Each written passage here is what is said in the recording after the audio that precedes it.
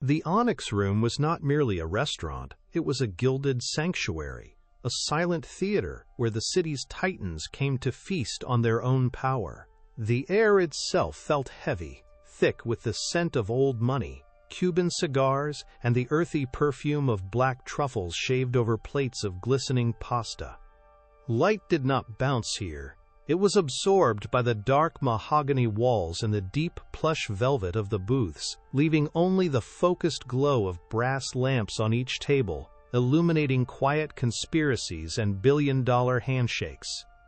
The sound was a carefully curated symphony of hushed murmurs, the gentle clinking of heavy silver against fine porcelain, and the distant, almost subliminal sigh of a ventilation system that whisked away any hint of the outside world. It was a place hermetically sealed from the struggles of ordinary life, a pocket dimension where the staff were trained to be ghosts, their movements fluid and silent, their faces professionally blank. They were part of the decor, as essential and as unnoticed as the polished brass railings, or the constellations of crystal in the chandeliers above, their purpose not to be seen or heard, but to facilitate the seamless flow of power from one hand to another, one glass of vintage Bordeaux at a time. The world outside, with its noise, and its chaos, and its desperate striving, ceased to exist the moment one stepped across the threshold. Ilara Vance moved through this opulent mirage with a practiced invisibility. Her uniform, a simple, tailored black dress, was designed to erase her, to make her a shadow against the darker shadows of the room. Her steps were soundless on the thick Persian rugs, her hands steady as she poured a 1982 Chateau Margaux worth more than her monthly rent. She navigated the narrow spaces between tables with an economy of motion that bordered on art, her body a study in quiet efficiency. To the patrons, she was a pair of hands, a function, an automaton programmed to anticipate the need for more water or a fresh napkin before the need was even fully formed in their own minds. She had perfected the art of looking without seeing, of hearing without listening. Her expression was a placid mask of polite deference, a carefully constructed neutrality that betrayed none of the storm raging within her. Every smile was measured, every nod a calculated gesture of service. She was the perfect waitress in the world's most demanding room, a ghost in the machine of the elite. And no one, not a single soul in this chamber of power, had any idea who she truly was, or the fire she held banked behind her tired, watchful eyes. Beneath the polished veneer of the perfect servant, Ilara's mind was a fortress of memory and a crucible of pain. As she cleared a plate decorated with a single, perfect scallop, the opulence of the room would dissolve, replaced by the stark, sterile white of a hospital room. The rich aroma of butter and wine would be replaced by the sharp, clean scent of antiseptic that clung to everything her brother owned. She could feel the phantom weight of his frail hand in hers, the skin thin as parchment over his bones. She could hear the relentless, rhythmic beep of the cardiac monitor, a sound that had become the soundtrack to her life, each pulse a reminder of the astronomical medical bills piling up on her small kitchen table. This job, this nightly exercise in self-effacement and humiliation, was for him. It was for the specialized treatments that cost $10,000 a month, for the hope, however slim, that he might one day walk again. The memory of her father was a deeper, colder ache. A good man, a proud man, who had poured his life savings into a futile legal battle against a faceless corporation, his health and spirit eroding with every lost appeal, until his heart finally gave out from the sheer, crushing weight of it all. Ilara served these powerful men, men who broke the world for profit, because her world had already been broken by one of them. Her true self, the person she had been before the tragedy, was a secret she guarded more fiercely than any state secret. In another life, a life that felt like a distant dream, she wasn't Ilara the waitress. She was Ilara Vance, the biochemistry prodigy.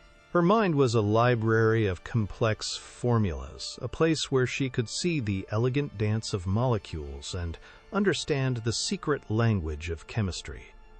As she refilled a water glass, she didn't just see water, She saw two hydrogen atoms bonded to an oxygen atom. She saw the potential for hydrolysis. She saw the universal solvent. When a patron discussed a new pharmaceutical, her brain would automatically deconstruct the compound, analyzing its active ingredients, its potential side effects, its mechanism of action. She had been on a full scholarship, pursuing a PhD in toxicology, specializing in the esoteric and the lethal.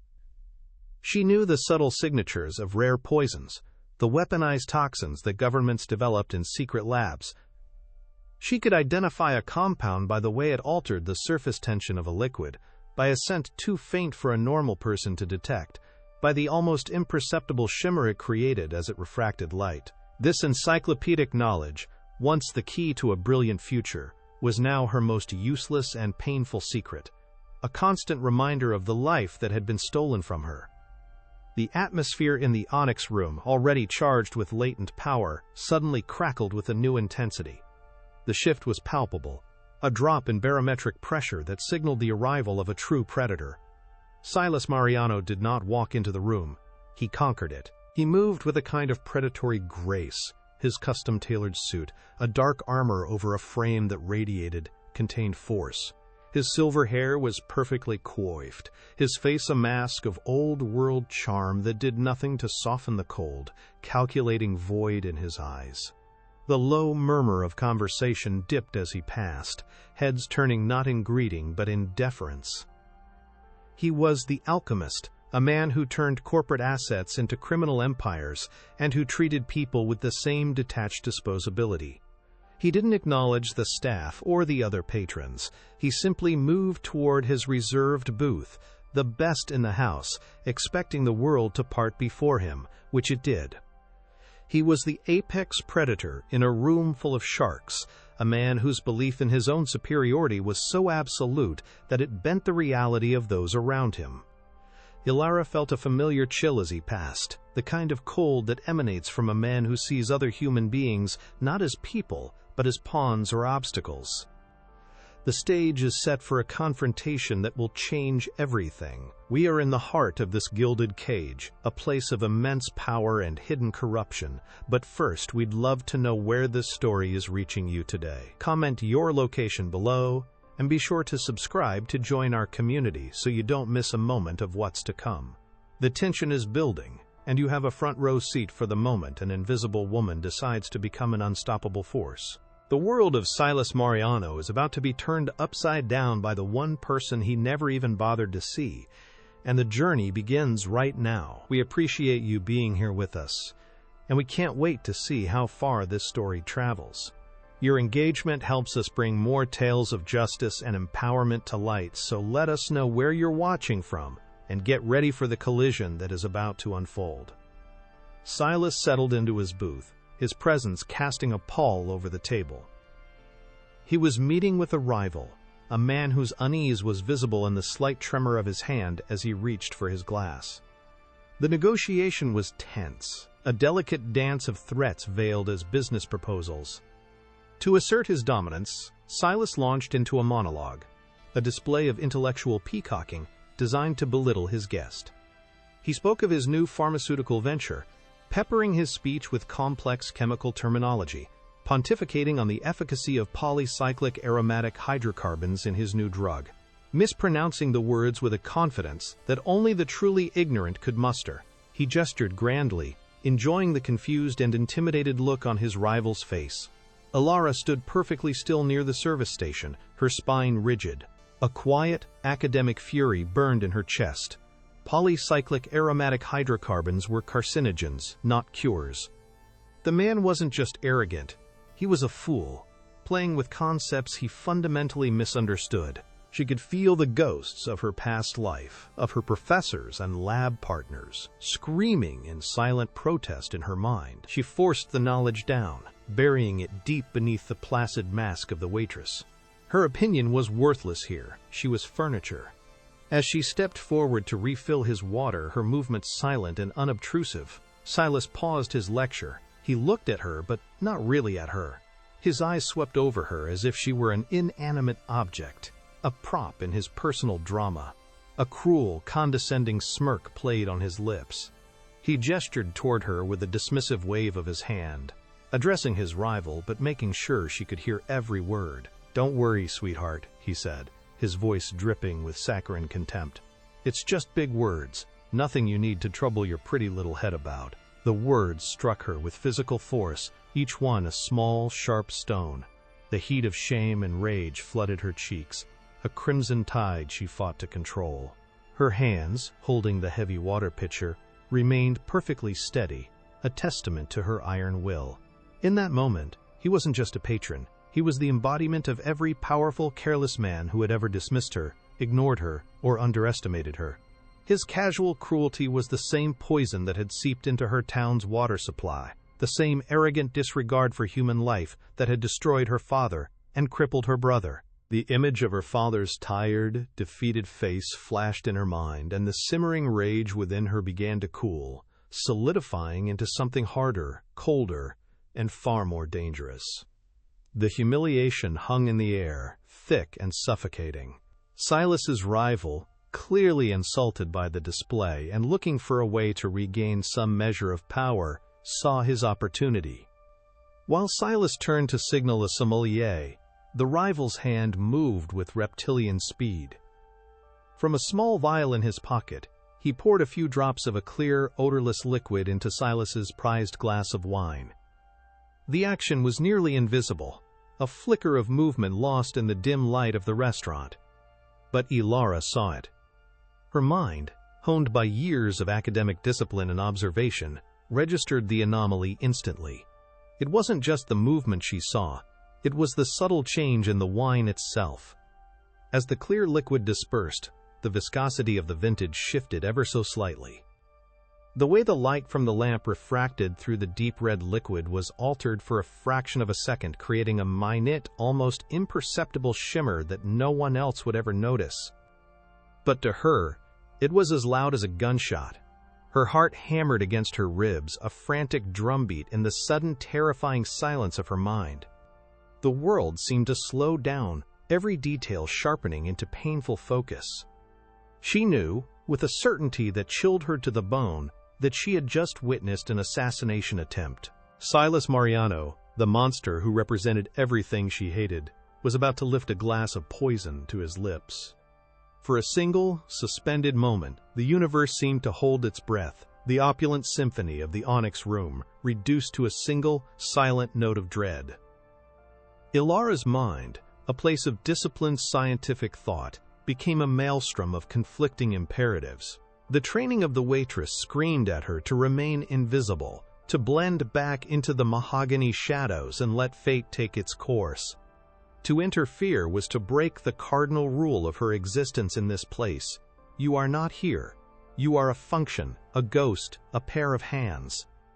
To speak, to act, was to become real. And becoming real in the world of men like Silas Mariano was a form of suicide. The instinct for self-preservation was a primal scream in her soul, urging her to turn away, to forget the subtle shimmer in the wine, to let the predator fall into the trap set by another. It was not her fight.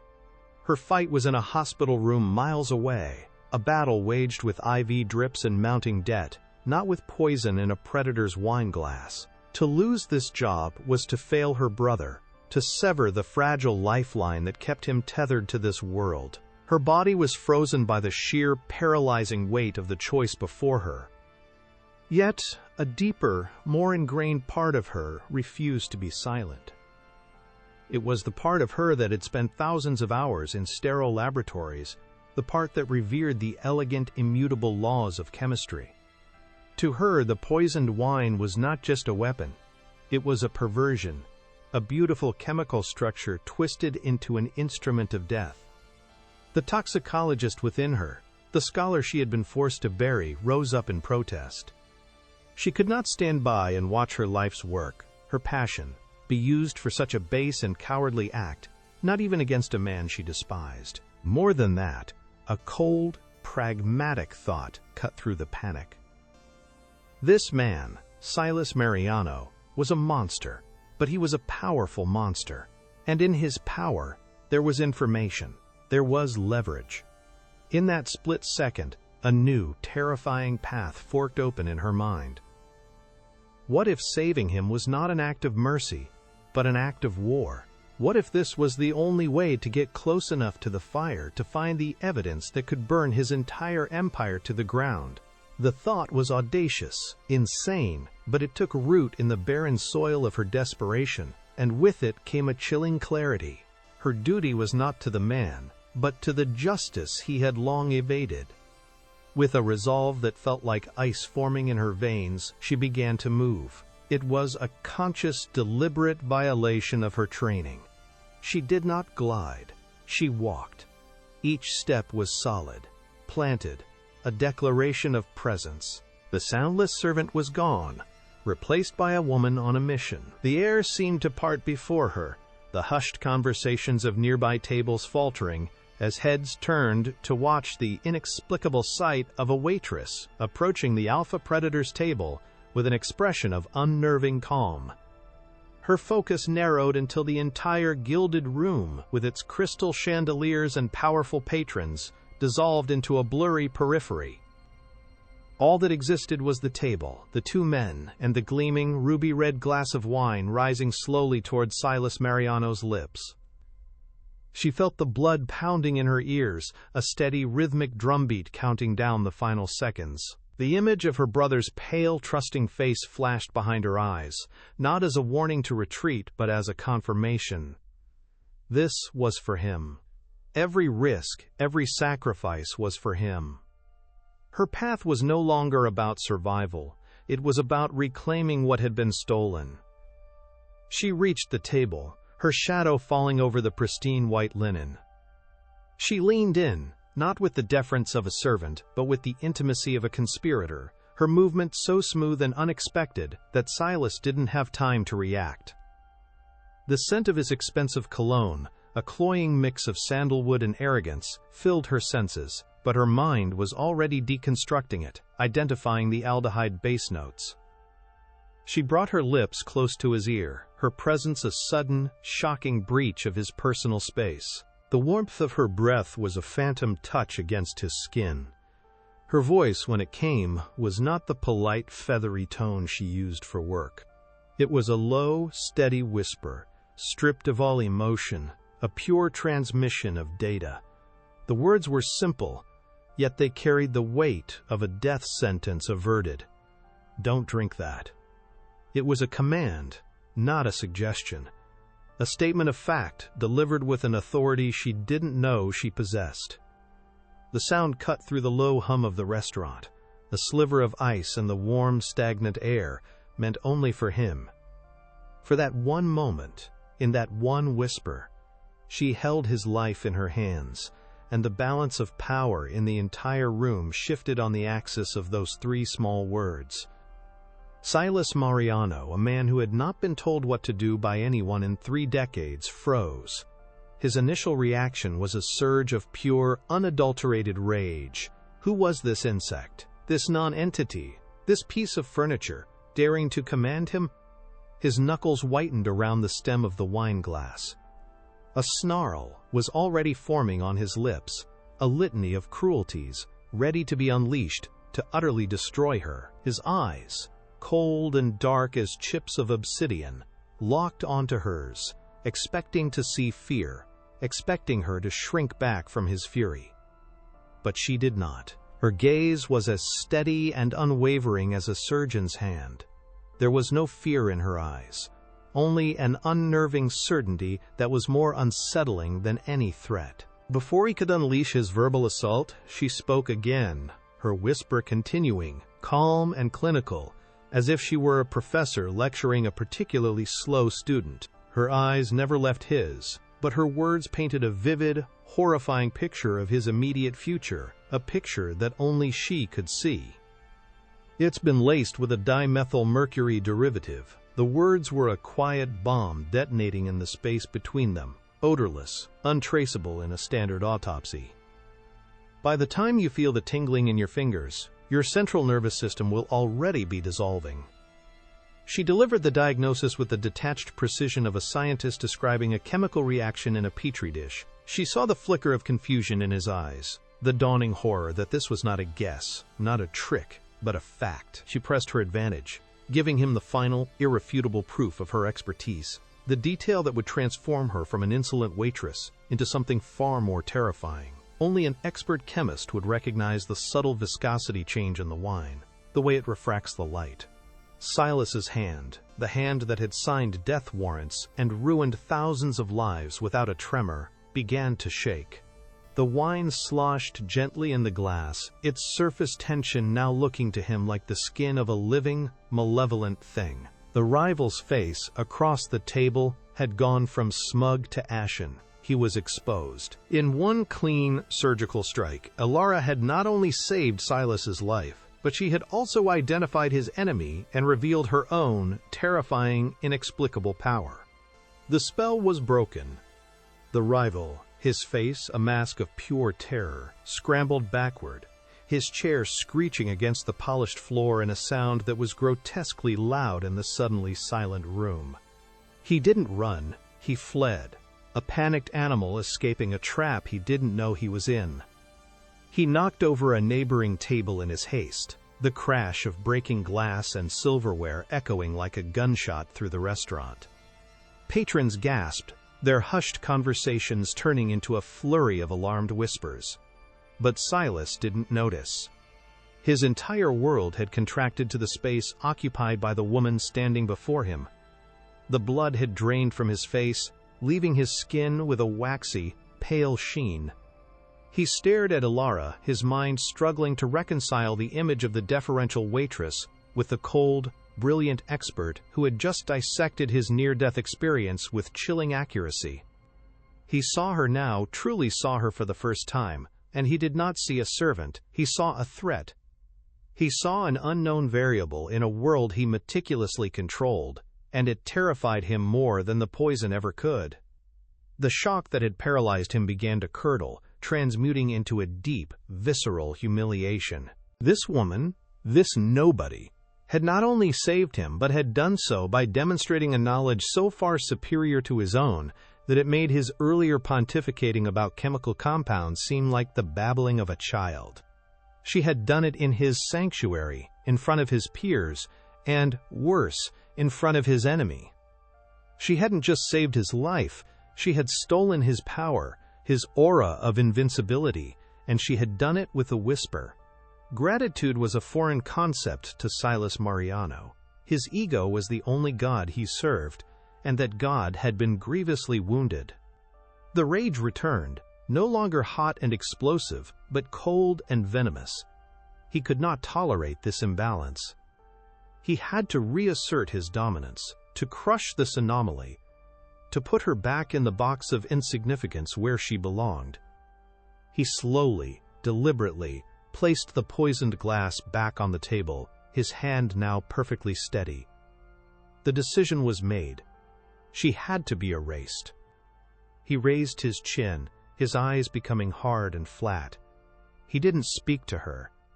He looked past her, as if she had already ceased to exist, and made a small, sharp gesture with his hand. The restaurant manager, a man whose entire career was built on anticipating the whims of men like Silas, materialized at his side instantly, his face a mask of anxious apology. "Fire her," Silas said, his voice low and guttural, each word a stone dropped into a deep, cold well. The manager didn't hesitate, didn't ask for a reason. He simply nodded, his eyes wide with fear. He turned to Alara, his expression a pathetic mix of pity and terror. "You heard him," he stammered, avoiding her gaze. "Get your things. You're done." The words were meaningless to her. The job was already a ghost, a relic of a life she had shed in the last 60 seconds. She simply stood there, her back straight, her expression unreadable, watching the monster she had just saved orchestrate her punishment. It was exactly what she expected. It was exactly what she needed. Two of Silas's bodyguards, men who had been standing like statues near the entrance, moved toward the table. They were large, impassive men in perfectly tailored suits, their faces devoid of expression. They moved with a silent, coordinated efficiency that spoke of years of practice. They flanked her, their presence a suffocating wall of muscle and menace. They didn't grab her, but their proximity was a physical force, guiding her, compelling her away from the table and toward the exit. The walk through the restaurant was a gauntlet of stairs, a parade of shame designed to complete her humiliation. The whispers followed her, the eyes of the city's elite tracking her every step. She could feel their judgment, their curiosity, their dismissal. But inside she felt nothing but a profound, almost serene calm. Let them look, let them whisper. They were seeing a waitress being fired. She knew they were witnessing the birth of their own reckoning. She held her head high, her gaze fixed on the heavy oak doors that led to the outside world, to the beginning of her real work. As they reached the lobby, one of the bodyguards opened the door, letting a blast of cold, damp city air rush in. The other reached into his jacket and pulled out a thick wad of cash, bound by a simple rubber band. Silas's final insult. He didn't hand it to her. He tossed it at her feet, the bundle landing on the marble floor with a soft, dismissive thud. "You saw nothing," the guard said, his voice a low, gravelly monotone. "You know nothing. Disappear." It was the price of her silence, the cost of her life. He thought he was buying her off, erasing the night's events. He had no idea he was funding the first stage of his own destruction. She looked down at the money, then back up at the impassive face of the guard. A slow, faint smile touched her lips, a gesture so out of place it seemed to momentarily confuse him. She bent down, her movements graceful and deliberate, and picked up the bundle of cash. It felt heavy in her hand, dense with the weight of its own corruption. This was not a payoff. This was seed money. Just as the door was about to swing shut, sealing her out of that world forever, she heard a voice from inside. One of the remaining guards was speaking to the manager, his voice carrying clearly into the lobby. "Don't worry about it. Mr. Mariano is just clearing his head. He'll forget she ever existed by morning." The name. Silas Mariano. It wasn't just a name she had heard in passing. It was a name that had been etched into the history of her family's suffering.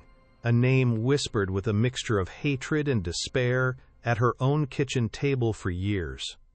It was the name from the old, yellowed newspaper clippings her father had kept in a worn cardboard box, the articles detailing the corporate malfeasance of a company called Apex Industrial Chemicals. It was the name of the CEO of the parent company, the faceless monster who had signed the orders, denied the appeals, and bought the silence of politicians while the water in her hometown turned to poison. The two separate, devastating tragedies of her life, the ruin of her father and the sickness of her brother, suddenly slammed together, revealing themselves not as random acts of misfortune, but as the calculated, deliberate work of a single man, the man whose life she had just saved. A wave of nausea and vertigo washed over her, so intense she had to steady herself against the cold stone wall of the building. The city sounds, the blare of horns and the distant wail of a siren, faded into a dull roar. The air felt thin, impossible to breathe. It couldn't be. The statistical improbability was staggering, a coincidence so cruel it felt like a deliberate taunt from a malevolent god. But the certainty of it settled into her bones with the chilling weight of absolute truth. The man who had sneered at her, who had called her sweetheart with such dripping contempt, was the architect of her family's apocalypse. He had taken her future, her father's life, and her brother's health, and he didn't even have the decency to remember the name of the town he had destroyed. The grief she had carried for years, a dull, constant ache, ignited into a white-hot, focused rage. The pain was no longer a weight that held her down, it was fuel. The disparate pieces of her life, the brilliant student and the invisible waitress, the grieving daughter and the devoted sister, all fused together in that moment, forged by the heat of her hatred into a single, sharp-edged weapon. She began to walk, her steps unsteady at first, then gaining strength and purpose with every block. The cold night air did nothing to cool the fire in her chest. The city lights blurred into streaks of neon and gold, but her mind was a place of perfect, crystalline clarity. The waitress was dead, fired and discarded on a sidewalk. The student was a ghost of a life that no longer existed. What was left was something new, something harder, and infinitely more dangerous. The humiliation in the restaurant was no longer a source of shame. It was a gift. His arrogance had given her the one thing she never had: proximity. He had shown her his face, allowed her into his world, and in his haste to discard her, he had given her his name. She clutched the bundle of his money in her pocket, the crisp bills, a tangible link to him, a promise of what was to come. She was no longer just fighting for her brother's survival. She was fighting for her father's memory. She was fighting for every family in her hometown whose lives had been shattered by his greed. Her motivation was no longer about quiet endurance, it was about loud, methodical, and absolute justice. By the time she reached the door to her small, cramped apartment, a plan was already beginning to form in the cold, precise calculus of her mind. It was a long shot, an impossible crusade against a man with limitless resources and no morality. But she had something he didn't. She had the truth. And she had a skill set that he could never comprehend. He saw the world in terms of money and power. She saw it in terms of molecules and reactions, of causes and effects, of poisons and their antidotes. She knew how to find the things that were designed to remain hidden. Her first call would not be to a lawyer. The legal system had already failed her family, crushed by the weight of Mariano's corporate power. She needed a different kind of ally, someone who operated outside the lines, someone who understood the hidden pathways of information and the weaknesses of powerful men. Her mind landed on one name: Dr. Alistair Finch, her former PhD mentor, a genius in his own right, but a man whose career had been derailed by his refusal to compromise his ethics, a man who harbored his own deep-seated grudge against the corrupt corporate world. He would help her. He had to. She unlocked her door and stepped inside, the darkness of her apartment a welcome embrace. The hunt had begun. Dr. Alistair Finch's office was not an office. It was a mausoleum for forgotten knowledge, a chaotic archive of a brilliant mind left to rust. The air hung thick and heavy, a complex mixture of decaying paper, stale black coffee, and the faint, sharp scent of ozone from overworked electronics. Sunlight struggled to penetrate the grimy window panes, illuminating swirling dust motes in thick, golden shafts that landed on precarious towers of books, threatening to collapse at any moment. Ilara navigated the narrow pathways between these paper skyscrapers, her every movement careful, deliberate. Finch himself sat hunched over a glowing monitor, a modern oracle surrounded by ancient texts, his face etched with the weary cynicism of a man who had seen the truth too many times and been punished for speaking it. He didn't look up as she entered, his focus absolute, his fingers tapping out a rhythm on a keyboard yellowed with age. For a moment, a painful wave of nostalgia washed over Ilara, the scent of the room transporting her back to her own small carrel in the university library, to a time when her world was defined by the thrill of discovery, not the grim calculus of survival. This was the world that had been stolen from her, and she was now returning to it not as a student, but as a soldier seeking a weapon. She cleared her throat, the small sound swallowed by the oppressive silence of the room. Alistair Finch flinched, his head snapping up, his eyes, magnified by thick glasses, blinking slowly as if adjusting to a light source other than his monitor. He stared at her, his expression a cocktail of confusion and faint recognition. "Vance," he finally said, his voice a dry rasp, like stones grinding together. "I thought you'd disappeared from the face of the earth." His gaze swept over her simple clothes, the lingering exhaustion in her eyes, and a flicker of something that might have been pity, or perhaps just academic curiosity, crossed his features. He gestured to a rickety wooden chair, half buried under a pile of scientific journals. She carefully excavated the seat and sat down, the old wood groaning in protest. She didn't waste time with pleasantries or apologies for her long absence. She laid the thick bundle of Silas Mariano's cash on the corner of his cluttered desk, the rubber band a stark, vulgar line against the academic chaos. "I need your help," she said, her voice steady, devoid of the tremor she felt in her soul. "I need access. I need everything you know about finding things that have been deliberately and permanently erased from existence." Finch stared at the money, then back at her face, his sharp mind clearly working, connecting the dots she hadn't yet provided. He didn't touch the cash. His eyes narrowed, the scholar's curiosity being replaced by a cautious, world-weary suspicion. "Access to what, Ilara?" "The university blacklisted me from the primary research servers years ago. My security clearance is good for the public library and not much else."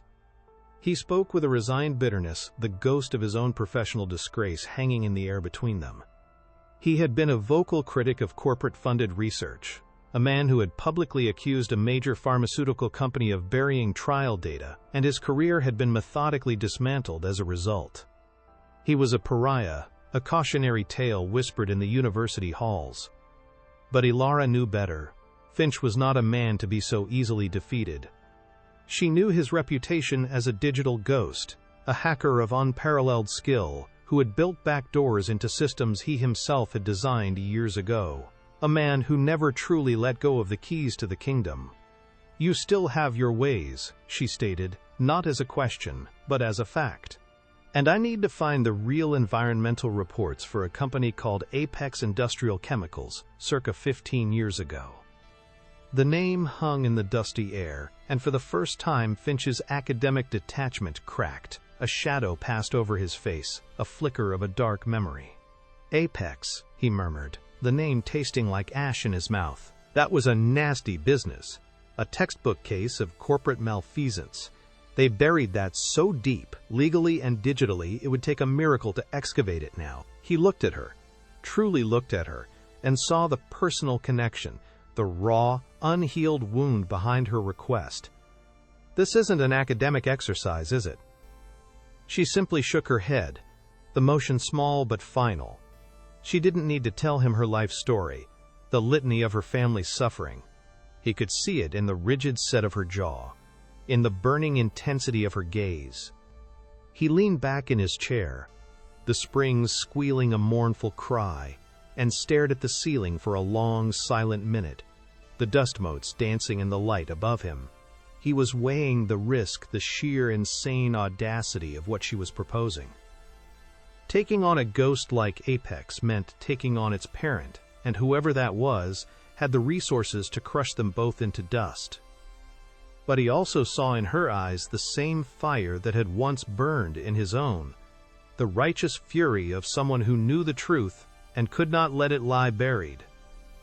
Finally, he let out a long, slow breath, a sigh that seemed to carry the weight of years of compromise and defeat. He swiveled back to his computer, his fingers hovering over the keyboard. "The money is an insult," he said quietly, pushing the bundle back toward her with the tip of one finger. "Keep it. You'll need it. My price is different. When we find what you're looking for, you will not be merciful. You will not negotiate. You will burn his world to the ground." The words were a vow, a pact sealed in the dusty, quiet room. He was not just offering her help, he was offering her his own long-dormant rage, his own desire for a reckoning. In that moment, he ceased to be the disgraced professor and became her first ally, the mentor who would provide the tools for her war. His fingers began to fly across the keyboard, the rhythmic clicking filling the silence. The screen, once filled with academic text, dissolved into lines of green code, a digital seance to summon the ghosts of the past.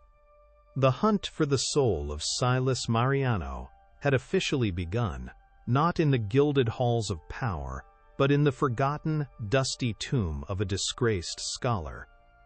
The days that followed blurred into a sleepless, caffeine-fueled haze. Ilara's world shrank to the confines of Finch's office, a landscape of glowing screens and the ceaseless, quiet hum of computer fans. Her waitress uniform was replaced by worn jeans and a faded university sweatshirt, a ghost of her former self resurrected for this final, desperate mission. She and Finch worked in a state of obsessive, symbiotic focus, their conversation reduced to a clipped shorthand of server names, file extensions, and database queries. He was the architect, navigating the labyrinthine digital corridors of corporate servers and forgotten government archives with a speed and grace that was breathtaking. He bypassed modern firewalls with old security keys he himself had coded a decade prior, moving like a phantom through systems designed to keep people like them out. She was the analyst, her mind, honed by years of scientific discipline, capable of sifting through mountains of meaningless data to find the single crucial data point. She could read a decade's worth of financial reports and see the narrative hidden within the numbers, the subtle but deliberate redirection of funds away from safety and maintenance and into executive bonuses. They started with the public record, a digital graveyard where the truth had been systematically murdered and replaced with carefully crafted lies. The official environmental reports from Apex were pristine, filled with glowing self-assessments and falsified water sample data. The documents were a masterclass in corporate deception, legally airtight and morally bankrupt. For days, they hit nothing but dead ends. Digital walls constructed by teams of expensive lawyers and IT specialists. Frustration began to gnaw at Alara, a cold knot of dread in her stomach. The image of her brother, his body growing weaker with each passing day, was a constant agonizing presence in her mind. Every failed search felt like a personal failure, another moment stolen from his dwindling time. She would catch herself staring at the screen, the lines of text blurring into an incomprehensible mess, the weight of her mission threatening to crush her. It was in those moments that Finch would silently place a fresh cup of black coffee on the desk beside her, a small, unspoken gesture of solidarity that kept her from splintering apart. He knew this feeling, the suffocating weight of fighting an invisible, omnipotent foe. The breakthrough came not from a sophisticated hack, but from a piece of old-fashioned human detective work. While Finch burrowed deeper into the corporate parent's financial servers, trying to trace the money trail, Alara turned her attention to the human element. She began cross-referencing Apex's employee manifests from that era, with public records of lawsuits, resignations, and terminations. She was looking for a disgruntled employee, a loose thread in the tightly woven tapestry of lies. For 2 solid days, she meticulously built a database of names, each one a potential key. She read through old local newspaper articles, scanning for any mention of the plant, any hint of controversy. The work was tedious, soul-crushing, and yielded nothing. The company had done an impeccable job of silencing dissent, using a combination of generous severance packages with ironclad non-disclosure agreements and, for those who refused, a campaign of systematic character assassination. The pattern was clear. Anyone who spoke up was either bought off or professionally destroyed, their credibility shredded in the local community. Then she found him, David Chen, an environmental compliance officer at the plant fired 15 years ago for gross incompetence and insubordination. It was a footnote in a dry human resources report she had found buried on a decommissioned server. But something about the language was too aggressive, too defensive. She dug deeper, pulling up old payroll records. Chen had been fired just 2 weeks after he had submitted a quarterly water quality report, a report that was now conveniently missing from all official records. Following his termination, there was a record of a lawsuit for wrongful dismissal, which was abruptly dropped a month later. It was the loose thread, the flaw in the design. It took another full day to find him. His digital footprint was almost non-existent. He had changed his name, moved across the country, and taken on a series of low-paying anonymous jobs. But Finch, using a piece of tracking software he had designed for a long-forgotten government contract, finally located him, living in a small, run-down bungalow in a forgotten corner of Nevada. He was a ghost, a man actively trying to stay lost.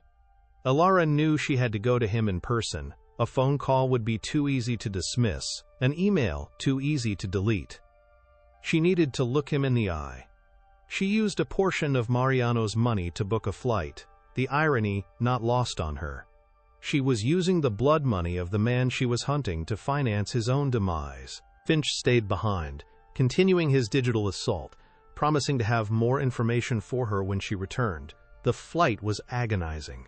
Every minute in the air, a minute she wasn't working.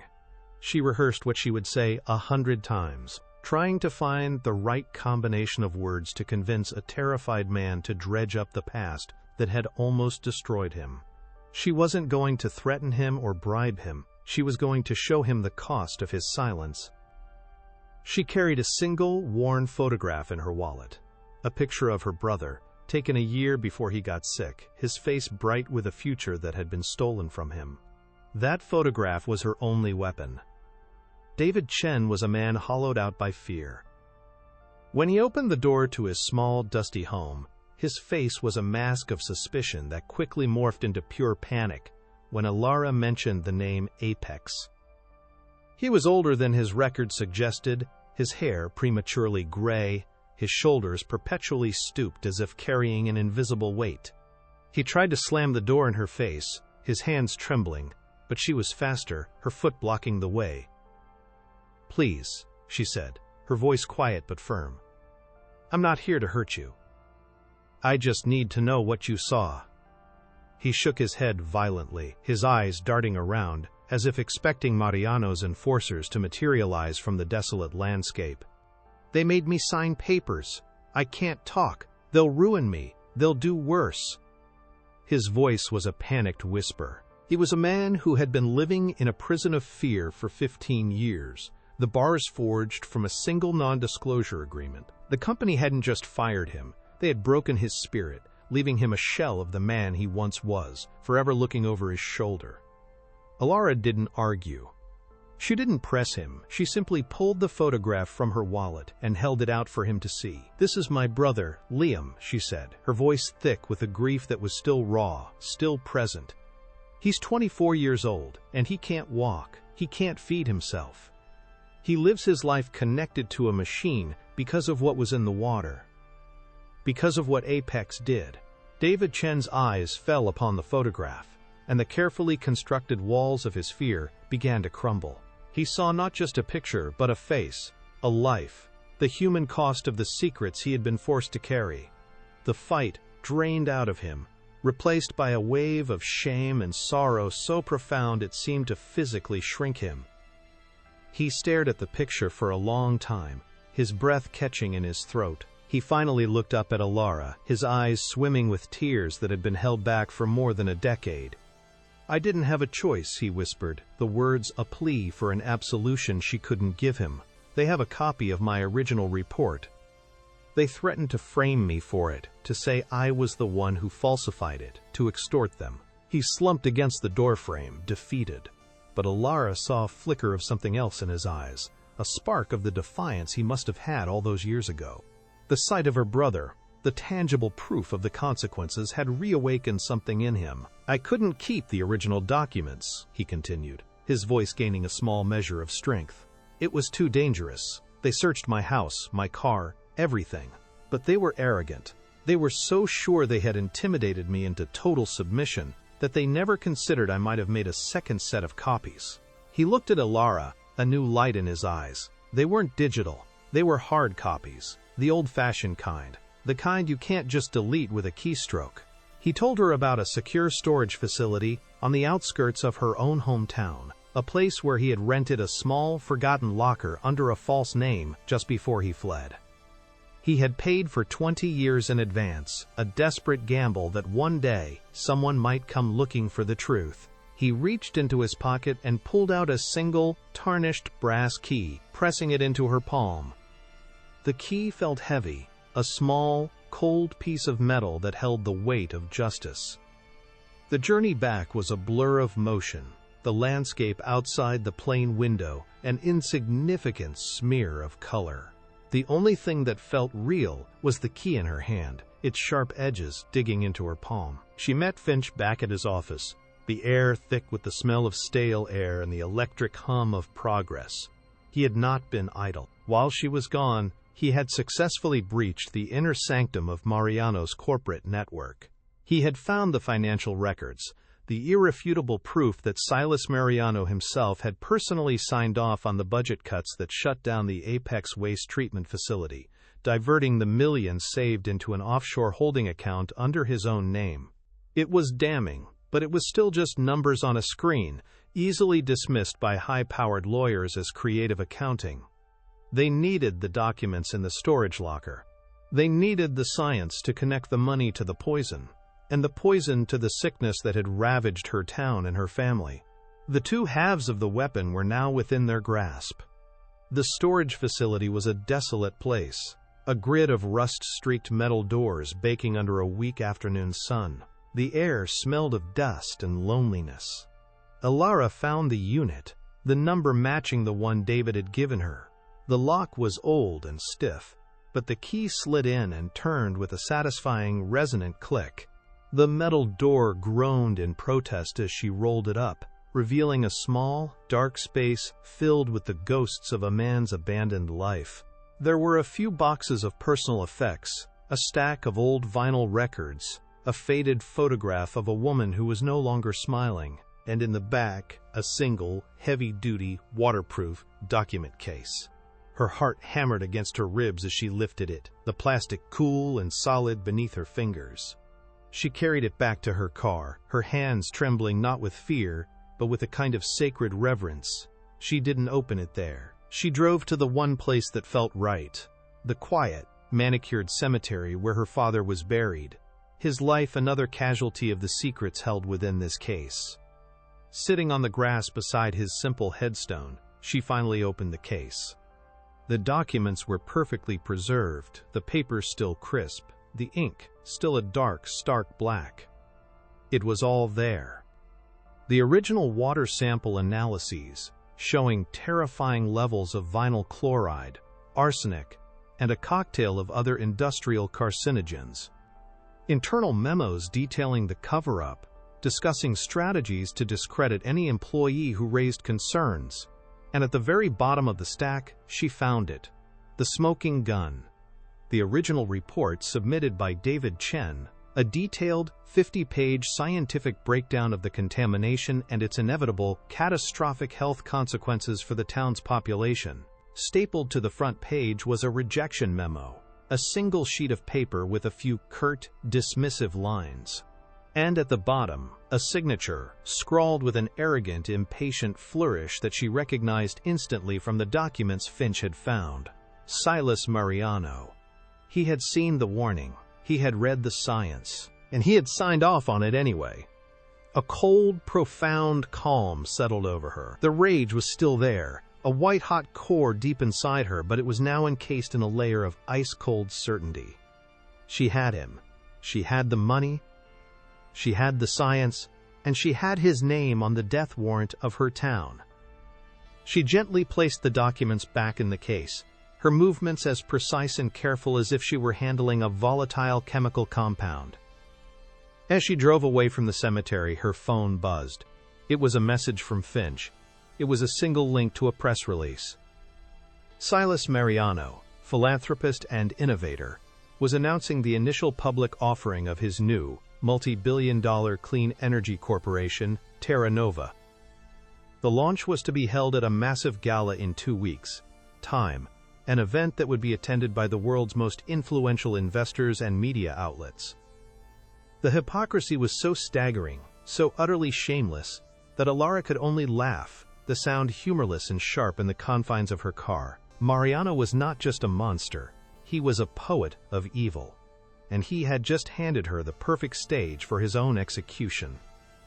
Back in the cluttered sanctuary of Finch's office, the final plan began to crystallize. A legal battle was out of the question. It would take years, and Mariano's army of lawyers would bury them in motions and appeals, bleeding her dry of resources and hope. Justice, they decided, had to be as swift and as public as his crimes had been, secret and insidious. They would not attack him in a courtroom. They would attack him in the court of public opinion. On the very night of his greatest triumph, Finch, the master strategist, began outlining the media assault, identifying the key journalists and influencers who would be in attendance, the ones with a reputation for tenacity and a hatred for corporate corruption.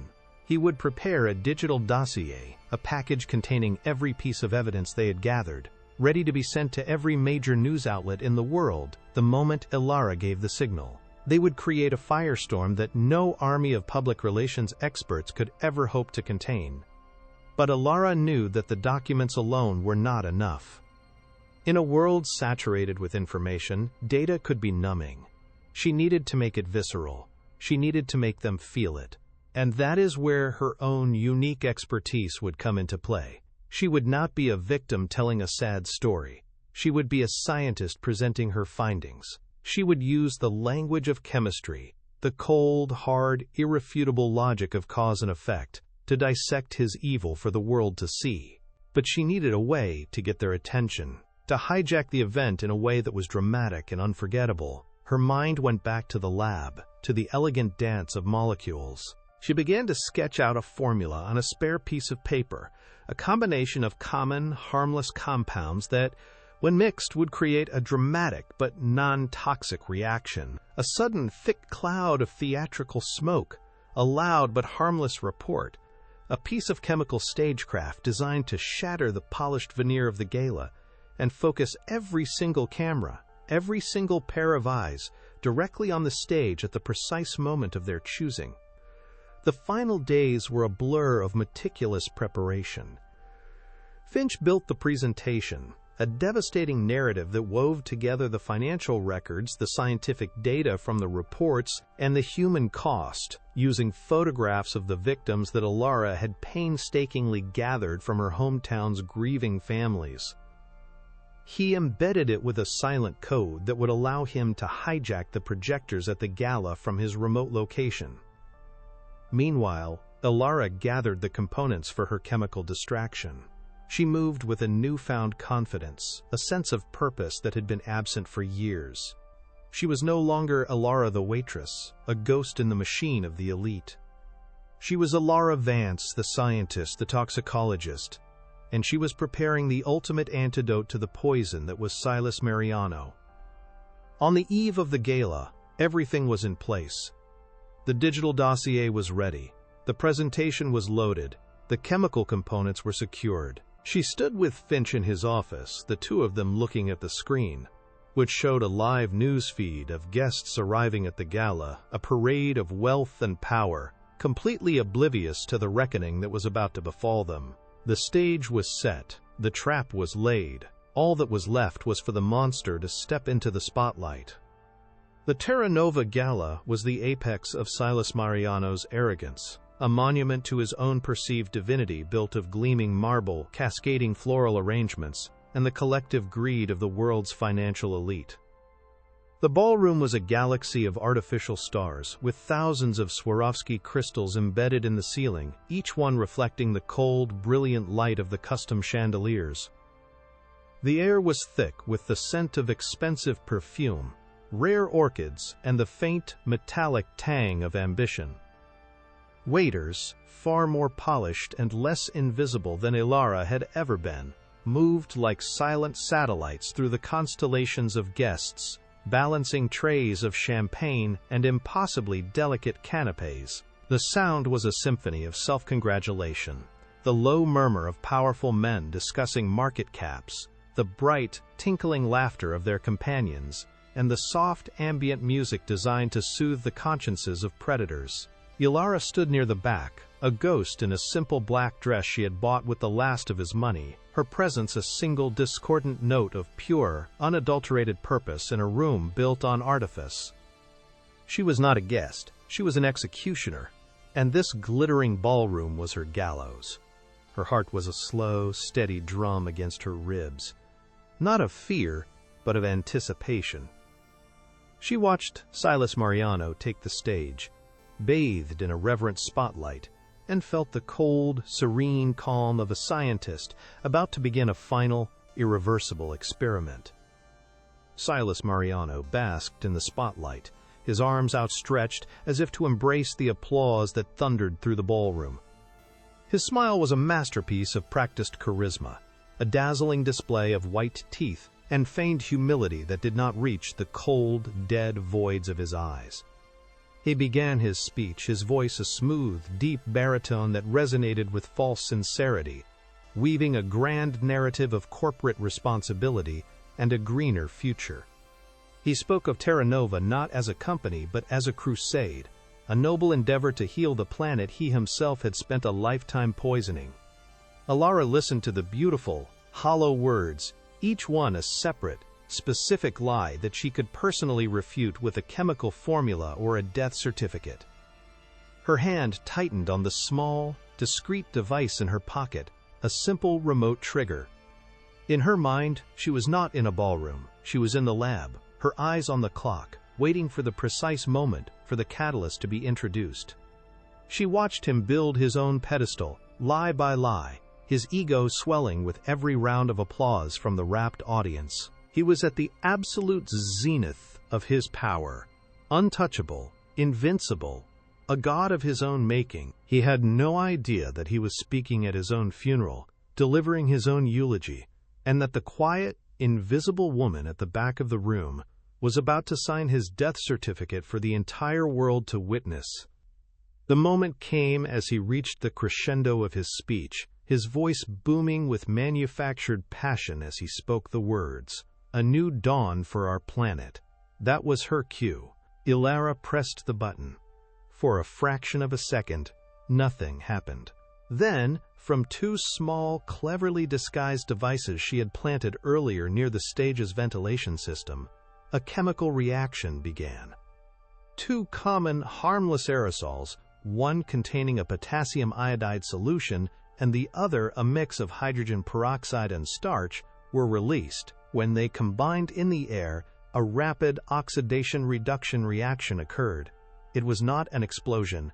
It was a silent, instantaneous bloom. A thick, billowing cloud of dense, white, non-toxic smoke erupted from the base of the stage, engulfing the podium in a dramatic, theatrical fog. Simultaneously, a second, smaller reaction released a sharp, loud, cracking sound, harmless but perfectly mimicking the report of a gunshot. Panic rippled through the crowd. A woman screamed. The music screeched to a halt. Security guards surged forward, their faces grim, and every single camera, from the professional media crews to the hundreds of smartphones held by the guests, swiveled to focus on the stage, now a scene of chaos and confusion. Alara's distraction had worked perfectly. She had shattered the polished illusion of the evening and, in doing so, had captured the undivided attention of the entire world. Before the security team could reach the stage, before Silas could even process what was happening, Finch made his move. From his dusty, cluttered office miles away, he sent the signal. The massive, state-of-the-art projection screens behind the stage, which moments before had been displaying the gleaming Terra Nova logo, flickered and died. The ballroom was plunged into a momentary digital abyss before the screens resurrected, not with corporate branding, but as windows into Silas Mariano's own personal hell. The first image to flash into existence was a scanned copy of David Chen's original report, the title page stark and damning, Apex Industrial Chemicals, Analysis of Acute Groundwater Contamination and Projected Health Consequences. Then came the water sample results, the terrifyingly high levels of vinyl chloride and arsenic displayed in cold, hard numbers next to the safe, legal limits. The screen split, showing a satellite image of her hometown on one side, and on the other, a series of complex molecular diagrams, with Alara's own annotations highlighting how the specific chemical compounds found in the water were known, precursors to rare neurological disorders. The room fell into a stunned, absolute silence. The only sound, the frantic clicking of cameras, as the media realized this was not a technical glitch. It was a hijacking. It was an execution. Alara began to walk forward, her steps measured and deliberate as she moved through the parted, frozen sea of guests. All eyes were now on her, this unknown woman in a simple black dress, advancing on the chaotic stage with an unnerving calm. On the screens, the images continued their relentless assault. A photograph of her father, young and healthy, appeared next to a copy of his final failed legal appeal against Apex. Then came the pictures of the others, the children with developmental disorders, the families clustered around hospital beds, the gravestones in the local cemetery, and then a full-screen image of her brother Liam, his bright, hopeful smile, a silent, gut-wrenching accusation. As she reached the steps to the stage, the final piece of evidence slammed into place on the screens behind her. The internal memo, the one rejecting David Chen's report and ordering the continued dumping. And at the bottom, a close-up of the signature, an arrogant, jagged scrawl, magnified to fill the entire screen, instantly recognizable to every investor in the room. Silas Mariano. She picked up a microphone that a panicked stagehand had dropped, the feedback screeching for a moment before she silenced it. She turned to face the crowd, her expression not one of anger, but of cold academic authority. She was no longer a waitress. She was a professor, and her lecture was about to begin. "My name is Alara Vance," she said, her voice clear and steady, amplified to fill every corner of the vast, silent ballroom. "I am a toxicologist. And for the past 15 years, the man standing behind me, Silas Mariano, has been the subject of my case study." She didn't look at him. She didn't need to. She could feel the heat of his shocked, furious gaze on her back. She addressed the audience of investors and journalists directly, her tone clinical and precise, as if she were defending a doctoral thesis. "Mr. Mariano speaks of a new dawn, but his legacy is one of perpetual night. The chemical compounds he ordered dumped into the water of my hometown were not just industrial waste. They were a meticulously crafted cocktail of carcinogens and neurotoxins. The vinyl chloride, at a concentration of 5,000 parts per billion, initiated a process of cellular degradation in the central nervous system, which I am sure the biochemists among you will recognize." She continued, her language a devastating weapon, deconstructing his crime molecule by molecule. She explained the science of his evil with such chilling, irrefutable clarity that no one in the room could doubt her. She was not making an accusation. She was presenting a conclusion, the final result of a long and painful experiment. She was giving them the truth, raw and unvarnished, and the truth was a poison for which Silas Mariano had no antidote. The collapse of Silas Mariano was not a slow decline, it was a catastrophic implosion.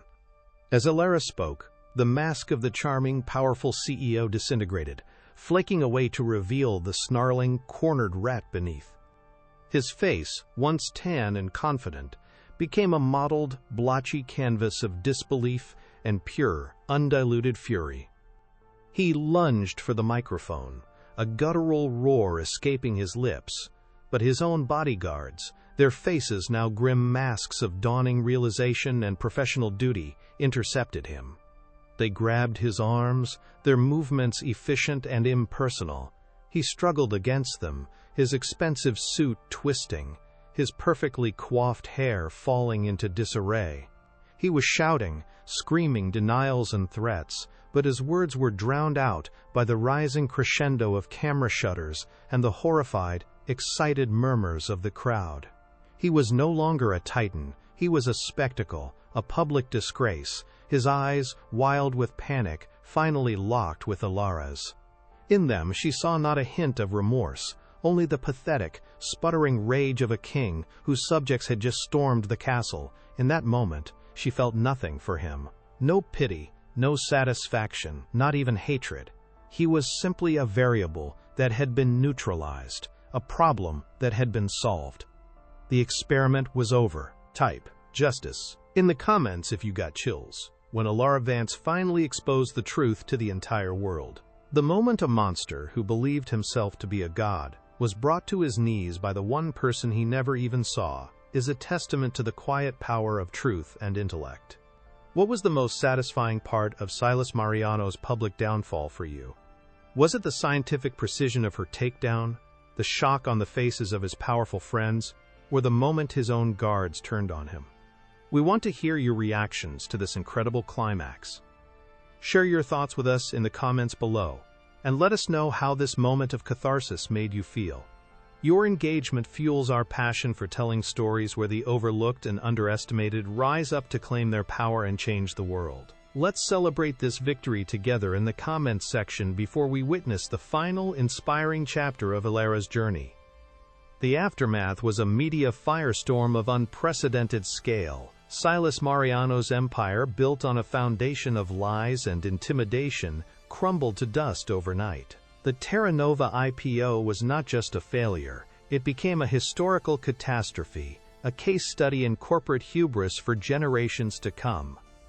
Federal investigators, armed with the irrefutable scientifically backed evidence Ilara had delivered on a silver platter, descended upon his corporate headquarters. He was arrested before the sun rose the next morning, his perp walk, a global spectacle, the image of the once powerful titan in handcuffs gracing the front page of every major newspaper in the world. His allies in the corporate world abandoned him, and his rivals in the criminal underworld, sensing the fatal weakness, moved in to carve up the remnants of his syndicate. He was buried under an avalanche of federal indictments, from racketeering and financial fraud to hundreds of counts of reckless endangerment and manslaughter.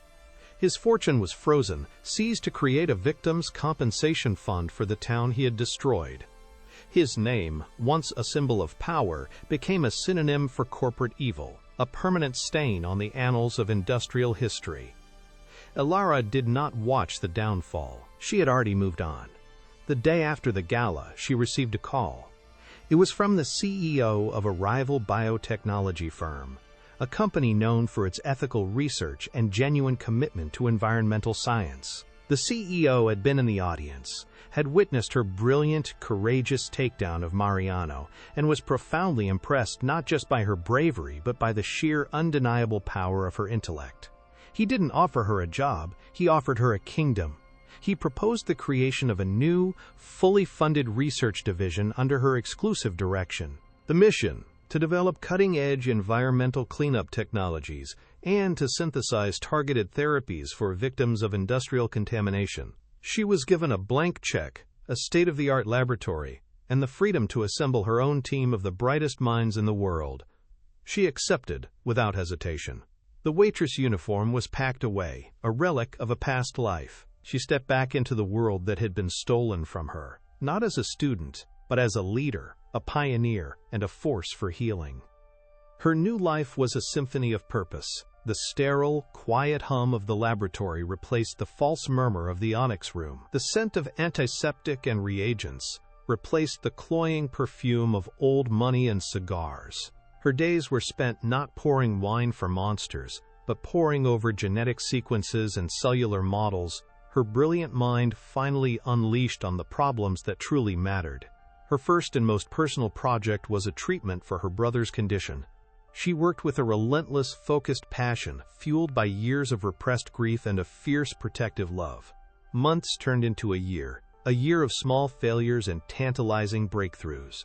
Then, one afternoon, she stood staring at a cellular assay under a powerful microscope. She saw it. The therapeutic agent she had designed was working, successfully repairing the damaged neural pathways in the sample cells. It wasn't a cure, not yet, but it was a beginning. It was a tangible, scientific flicker of hope in a world that had been dark for so long. For the first time in years, she allowed herself to cry, not tears of sorrow, but of profound, overwhelming relief. The final scene of her journey was not in a glittering ballroom or a sterile laboratory, but in the quiet, sunlit room of a rehabilitation center. Liam, her brother, was strapped into a complex harness, his weight supported by the machine, but his own legs were underneath him. He was standing. With the help of a therapist and Ilara at his side, he took a single, hesitant, shaky step. It was a monumental effort, a universe of struggle contained in one small movement, but it was a step. He looked at her, his face slick with sweat, his eyes bright with a light she thought had been extinguished forever. "I did it, Ellie," he breathed, his voice weak but filled with a triumphant joy that echoed in her soul. She held his hand, her grip firm, her heart so full it felt like it might burst. She had not only brought the monster who had broken her world to justice, but she was now, piece by piece, molecule by molecule, putting her world back together. Her journey from an invisible waitress to a world-changing scientist was complete. She had found her voice, reclaimed her power, and used her secret weapon not for revenge, but for restoration, proving that the most potent force in the universe is not power or greed, but a brilliant mind fueled by an unbreakable love. If Alara Vance's incredible journey from an underestimated underdog to a powerhouse of justice and healing inspired you, show your support by hitting that like button and sharing this story with someone who needs to see that courage and truth can indeed change the world. Her story is a powerful reminder that one person's intellect and determination can unravel an empire of lies. For more unforgettable stories of righteous justice and human empowerment, where the forgotten find their voice and the villains get exactly what they deserve, don't forget to subscribe to our channel and ring that notification bell. You won't want to miss the next time an unsung hero decides to rewrite the rules and serve a cold, calculated dish of justice. Thank you for being a part of our community and for helping us spread these important messages of hope and resilience across the globe.